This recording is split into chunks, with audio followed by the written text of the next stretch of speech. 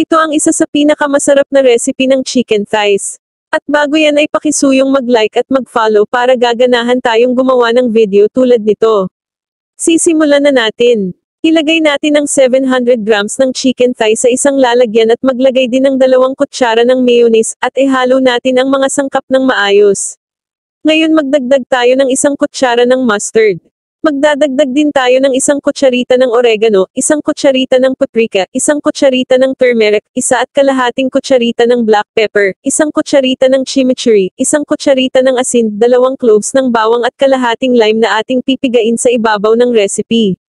Pagkatapos nito ay paghaluin natin ang mga sangkap ng mabuti at itabi para mamaya. Ngayon ay maglalagay tayo ng olive oil sa isang lalagyan at ikakalat natin.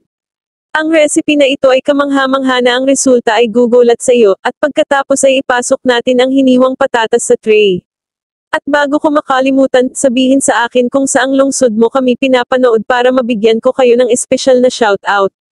Ang shoutout ngayon ay para kay Maribel Mangupot na taga Tagaytay at para kay Janjan na taga Japan at para kay Rose na taga Cavite at para kay Rosalie Cabilio na taga Davao de Oro.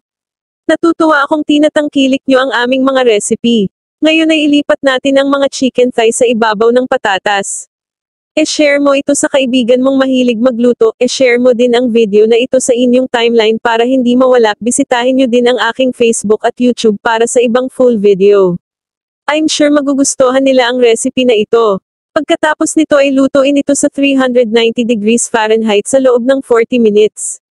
Ito ay isang kamangha-manghang recipe. Mabilis, madaling gawin, kunti lang ang mga sangkap at higit sa lahat, ito ay masarap. Walang dahilan para hindi mo gawin ito sa inyong bahay. Sabihin mo din sa akin kung mayroon kang anumang mga recipe na may manok, gusto ko din itong malaman. Naging routine na ang recipe na ito dito sa bahay. Sigurado ako sa sandaling subukan mo ito ay magiging routine na rin ito sa inyong tahanan. Sobrang gusto ko ang recipe na ito.